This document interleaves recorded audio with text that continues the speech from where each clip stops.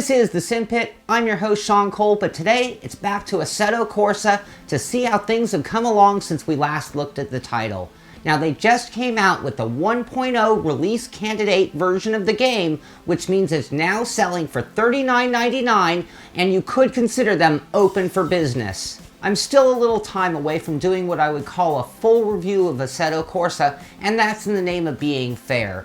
Now, despite the name of Release Candidate 1.0, I would still say that the sim is still not complete. However, with such a major update that just occurred and a handful of features still not enabled, I'm going to hold out on that review for a little longer. So why are we here today? Well, it's to take a look at this major update and to see where Assetto Corsa is today compared to what we looked at a couple of months ago. In this recent update, we saw a whole slew of changes come to Assetto Corsa. Almost everything on that list adjusts some of the potential downfalls of the sim. Starting off with the obvious things, which is more content being added to the game. There are 9 new cars that have been added to the sim. A few are repetitive to the list that was already there, and a few of them are pretty cool, like the Shelby Cobra, which was one of the most popular mods for the sim that the crew added to the full version of the game. They've also added the iconic Laferrari and the AMG Mercedes and a few more Lotus models. This brings the total to 41 cars by 13 manufacturers, with the list being predominantly Lotuses, BMWs, and Ferraris. They've also added new places to race these great car models. Silverstone, which was already in the game, now comes in a new layout called National. Spa-Francorchamps and the Trento-Bondone Hill Climb, which is a point-to-point rally-style track of narrow, twisting corners. This brings the total amount of default tracks to 10, with 14 different layouts, plus the drag strip and drift track. The biggest improvements to Assetto Corsa were not in the addition of new content, but some of the inner workings of the sim itself. The early access of Assetto Corsa was missing certain features that prevented it from really rivaling some of the other serious sims. Now the damage model, it's been added, and it's been added in full force. The cars can now take on damage in a variety of ways, starting off with the most obvious, and that being visual damage. This immediately expands into aero, tire, and engine damage that can dramatically affect your drive.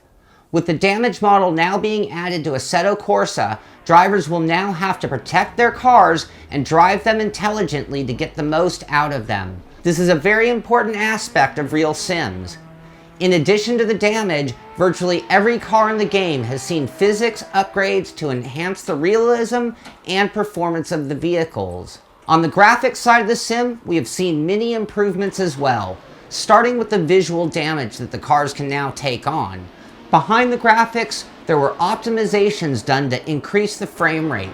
When sitting in the cars, you will now see heat shimmers off the cars in front of you, and the game now has some incredible sun glare that can be downright hard to drive in at times, just like real life.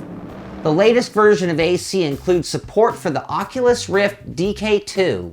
I have yet to test that out myself, but I have seen comments from others saying that it's wonderful, and when I imagine the graphics of Assetto Corsa and the Oculus Rift, I think it's going to be really exciting, and I'm going to be testing that out myself soon.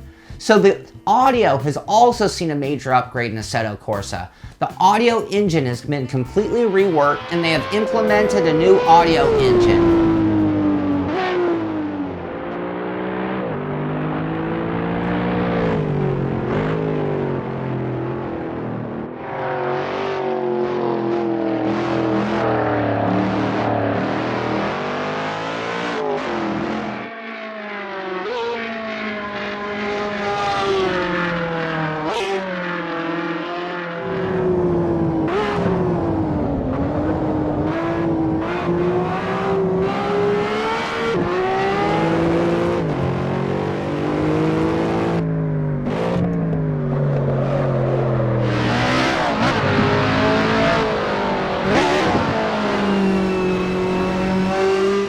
All of the sounds have been reworked. The interior car sounds, the exterior car sounds, the sounds that you hear from other cars.